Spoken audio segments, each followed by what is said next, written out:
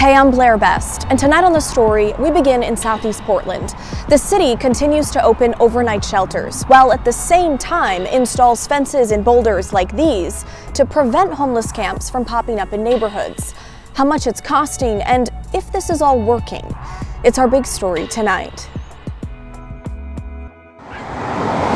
Off Southeast 57th and Powell Boulevard is another Portland tactic for addressing homelessness. I thought it was ridiculous. This fence and these concrete blocks were installed over the past 18 months by the city's Public Environment Management Office. Where the fencing is now was parking spaces. A city spokesperson tells KGW the fence and concrete is meant to harden the space and deter homeless people from setting up camp. It actually didn't. They moved them around and camped in there. Neighbors like Lois say it's far from a solution. It's not good for anybody. They've done a lot of things. They put up rocks, then they remove the rocks. They put up the concrete blocks. A project that cost around $23,000, taxpayer money approved in this year's budget. Using tax dollars for methods that don't actually solve a problem is pretty problematic. It does nothing, as you can see, does nothing to stop them. Just to keep us out, and then we don't have no place to go. This man, I've been out here a few years, sleeps in a tent next to the fence. I don't know, I think it's pretty lame. Waste of time, waste of money. His dog, he says, prevents him from staying in a shelter. The city continues to clear camps like his. Yeah, I've had to move a whole bunch of times. So far this year, crews have removed tents from this section of Southeast Powell 9 times. It's hard to see, members of a community be moved, displaced every day. It's like a small community. I mean, everybody's like living very kind with each other. That's not the case for those in this neighborhood. I'll make complaint after complaint after complaint. Homeless camps are making life harder for people on the other end of Powell Boulevard, closer to I-205, despite neighborhood efforts to deter them. Yes, I'm moving because of the homeless camps. This woman wanted to remain anonymous. Far from Portland, actually. I'm moving out of the city. For 3 years, she and her family lived on Southeast 80th and Rhine. Oh my God, it's affecting my life so bad. I mean, from my kids can't come outside to play because there is needles everywhere. There's foil everywhere. They're scared because the people look scary. I can't wait for my kids to play and just thrive in a neighborhood. What we need to do is find a place to put these people that are in tents. Robert knows what it's like to be the one in the tent. It's a nightmare. It's disheartening and really hard to even try and get better. So the city's camp removal program continues to assess the area of Southeast 57th and Powell Boulevard. Records show they've gone out to have a look over 70 times since the beginning of last year. Crews have noted a significant decrease in vehicles that people live in parked there, as opposed to 2 years ago when 20 times they found lived-in vehicles. However, the city admits tent camping remains. Mayor Keith Wilson is continuing his push to open overnight shelters and day centers to give people a place to go. His goal is 1,500 beds by December 1st. Well, tonight, there are more than 800 available overnight shelter beds in Portland. Nearly 300 beds will open next month for people in recovery, making the total number of beds just under 1,100.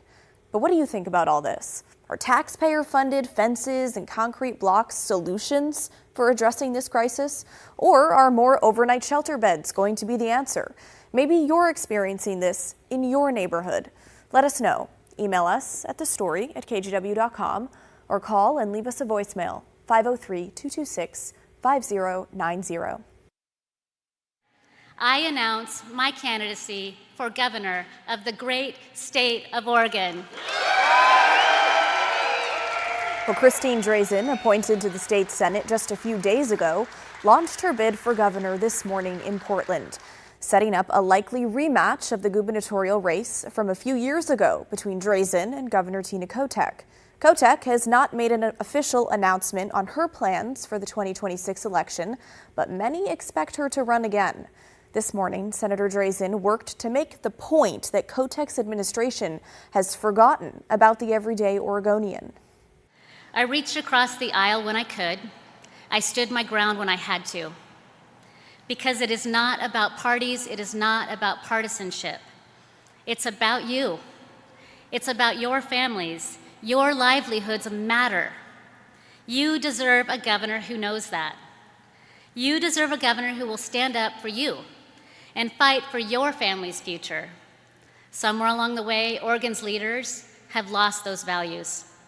They have started governing for headlines, not results.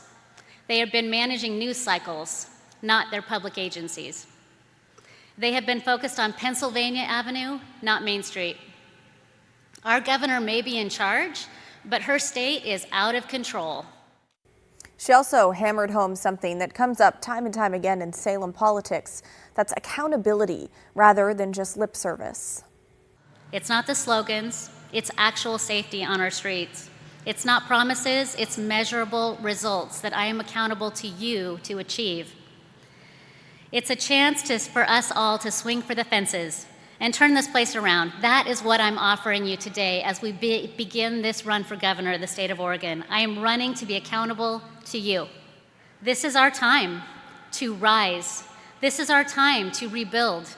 This is our time to deliver real results. So my fellow Oregonians, we do not have a minute to spare. Let's get to work.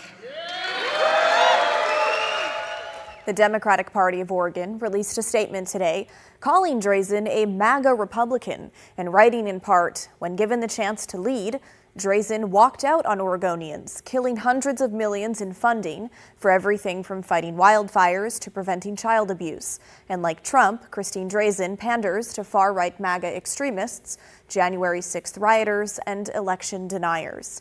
Oregon has not had a Republican governor since Vic Itea, who served in the mid-1980s.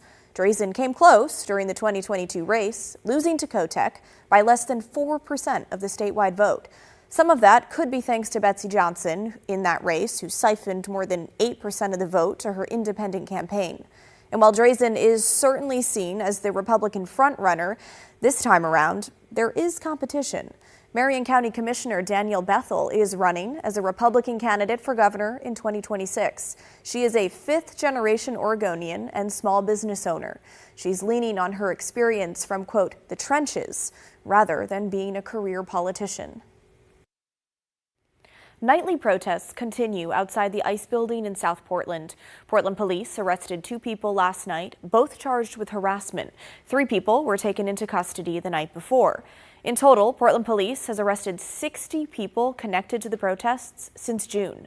But the possible deployment of the National Guard troops to Portland is in legal limbo, at least until tomorrow. That's when an appeals court will decide whether to reconsider an earlier ruling.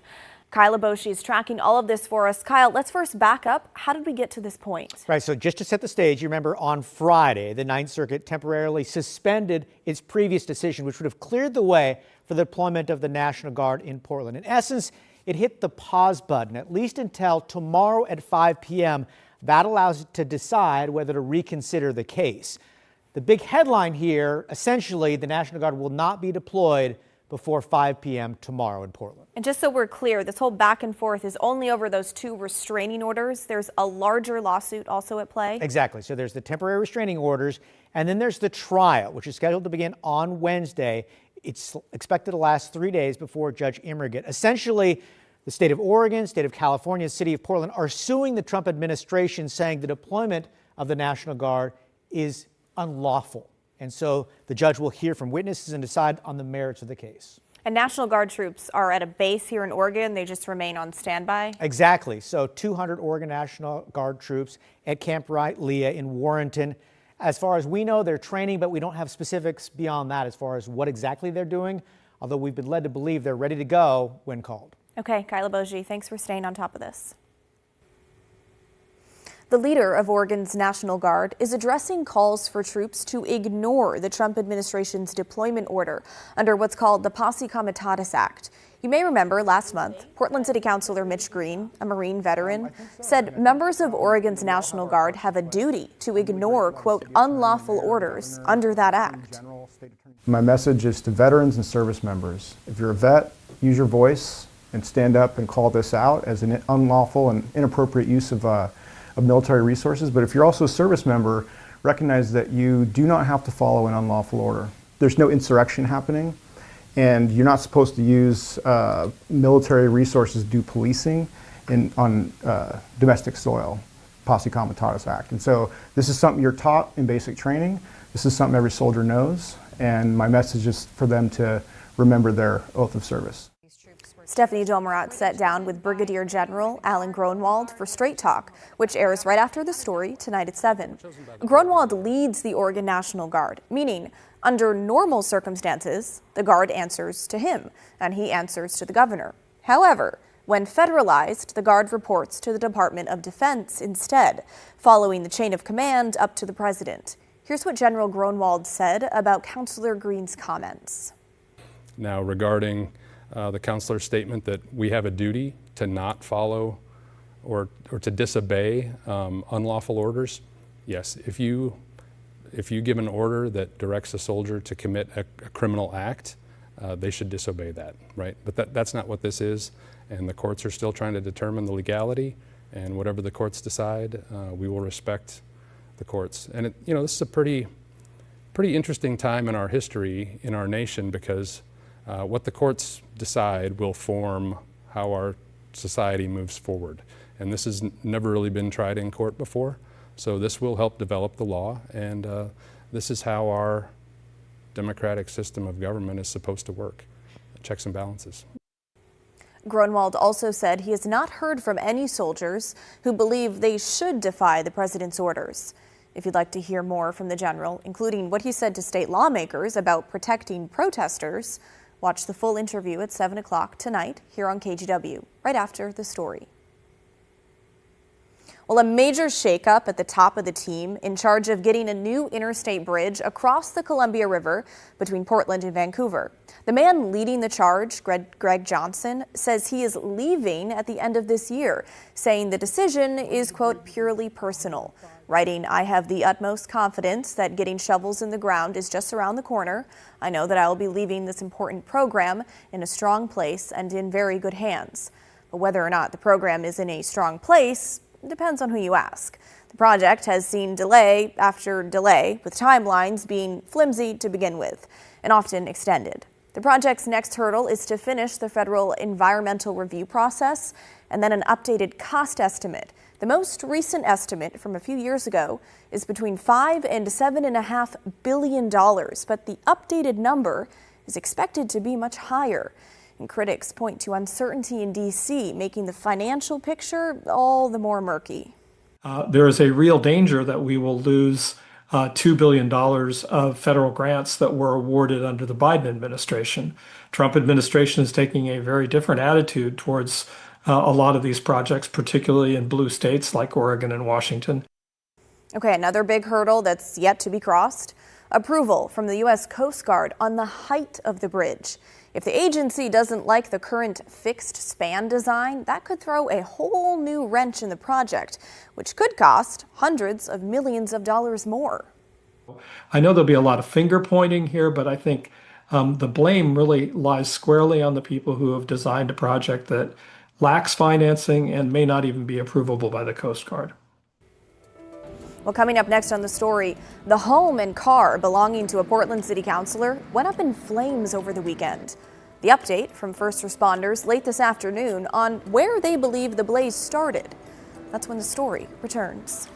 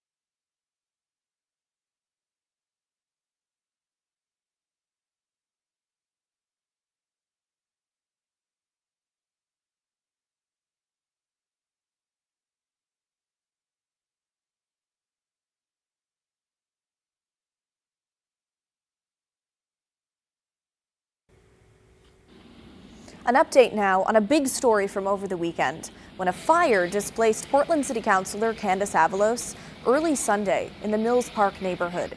Nobody was hurt, and late today, Portland police and fire officials say an exact cause is still unknown, but they believe the fire began in a nearby shed and then spread to Avalos's car and home, affecting her neighbors as well. They wrote, furthermore, no evidence of an accelerant or incendiary device was found, and at this time, there is no evidence to suggest the fire was specifically targeting Councilor Avalos. Councilor Avalos posted on Instagram after the blaze, "I woke up to my carport, and home engulfed in flames. I'm grateful for the quick response from Portland firefighters who prevented the fire from spreading even further. I was able to get out safely with my cat Valentino. I'm being supported by my wonderful friends, neighbors, and loved ones as I navigate what comes next." Well, Chief Meteorologist Matt Safino joins us now. Matt, it was a rain-soaked weekend, and people across the region have their eyes on your trick-or-treating forecast for Friday. Yeah, big time. And right now, and I stress the right now because it could change, right now it looks like that forecast will be more treat than trick for Halloween. What does that mean? It means good. It means dry. The trick, is the bad part. The treat. I get you. I'm with you. All right. Thanks a lot, Blair. Great. All right. We're off to a great start. Yeah, we're doing well. All right, we'll go. The synergy is just, just crushing it. Okay. Up to Timberline we go. It just went to black and white because we're losing the light up there. But you see the clearing. And yes, there's 24 inches of snow on the ground, 28 degrees. We'll lose some of that this week. But boy, good start to getting snowfall. Now, we'll talk about the rainfall. Boy, these 3-day totals. And this is Friday, Saturday, and Sunday. The bulk of this came on Friday. Friday was the atmospheric river day. Saturday was just a good, strong fall storm. And then yesterday, showers. But the bulk of all of these amounts came on Friday with the atmospheric river. Portland, 1.5 inches. Vancouver, 1.78 inches. Up at Astoria, 3.62 inches. McMinnville closing in on 2 inches. And Hillsborough, over 1.5 inches as well. And I want to mention, Blair, that these amounts are all really close to what the models were forecasting over this 3-day period. So they performed the models quite well with our rainfall forecast. So good to see that, of course. And boy, Astoria really getting plastered. And you may or may not believe it, but our rainfall for the entire month of October will end up somewhere around average, a little bit above, but we had a big deficit going into the weekend, so we made that up and then some a bit. So again, those are the rainfall totals for those 3 days. Timberline right now, again, 28 degrees. Looking at our other camera there, you can see all the snow, and there was about 24 inches new over the weekend with 18 inches in the last 24 hours, so really good there. Okay, so what's coming up next, you may be wondering.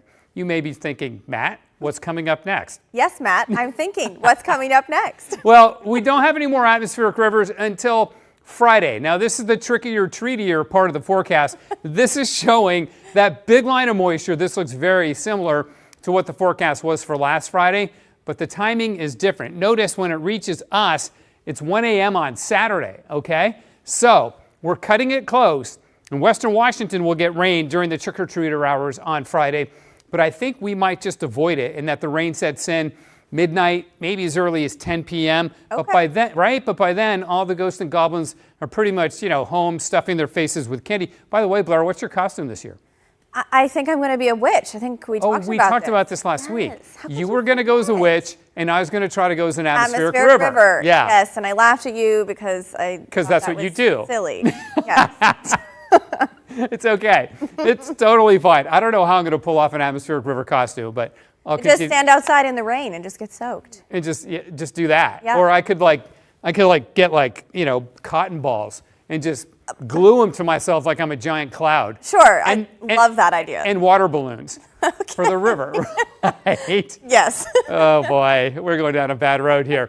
All right, here's the rainfall forecast for the system coming in tomorrow night. There will be rain, but it's pretty light. A couple tenths of an inch, that's it.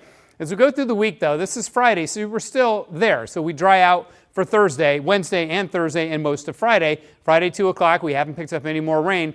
Saturday morning, we still haven't picked up any more rain, but then we do during the day Saturday. It climbs to about 1/2 inch. Notice how the colors to the south are the green. That's the lighter rain. And then to the north, let's move to the north. This is where that atmospheric river is going to be focused, up to the north, around Seattle, Bellingham, and Olympia, where they get 1 inch or so. So their Halloween looks a lot wetter than ours. Blair? Okay, Matt. Thanks so much. You bet. And by the way, this week, meteorologist Rod Hill will bring us his annual winter outlook, what might be in store over the coming months. Check it out for the first time Wednesday morning on KGW News at sunrise, starting at 5 a.m. Well, coming up next on the story, a relatively old technology could be used to change the way researchers track iconic orcas here in the Northwest. How it works, basically using light to track sound. That's when the story returns.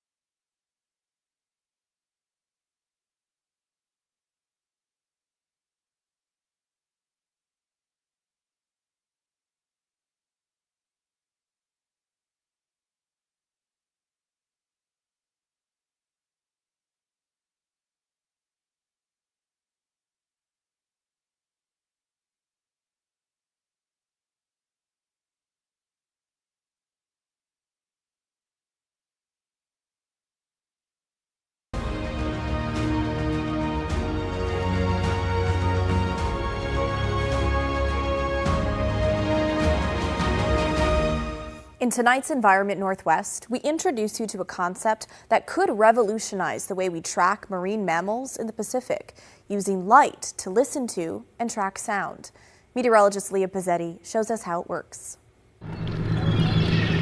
One single new underwater cable is making a splash in marine mammal research. This 2-kilometer-long fiber optic cable, funded by Allen Family Philanthropies, is now sitting on the seafloor just off the San Juan Islands, one that's similar to others already around the Sound. There are fiber optic cables everywhere. That's why we get internet.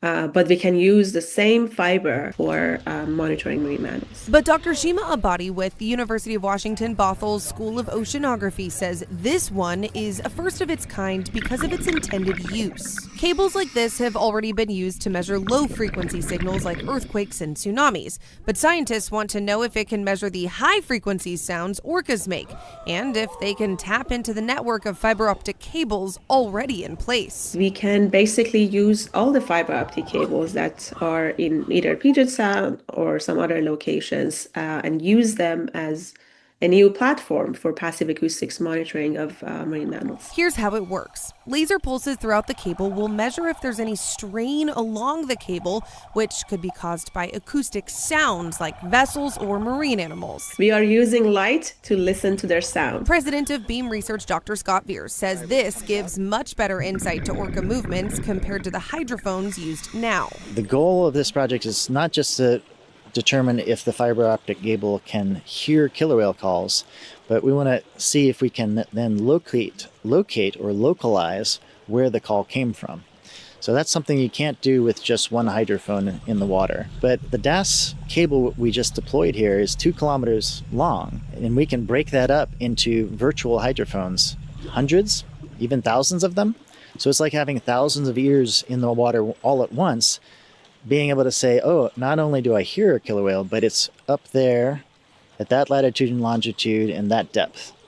Oh, and then it called again. Now it's a little deeper. Location knowledge that will help people steer clear of orcas wherever they should go. And that could help with understanding like long-term policies, like, oh, they're always foraging here. Well, maybe we should make a preserve in this area. Or they're heading north. Well, that means it's okay to do some pile driving to the south. For Environment Northwest, I'm meteorologist Leah Pizzetti. And that's the end of our show, folks. Thanks so much for watching. Straight Talk is coming your way next. And don't forget, everyone has a story to tell. If you ever miss an episode of The Story at 6:30, we re-air it at 8:30 and 10:30 on our TV app, KGW+, which you can get for free right now on Roku, Apple TV, and Fire TV. In the meantime, have a great Monday night. I'll see you right back here tomorrow night at 6:30.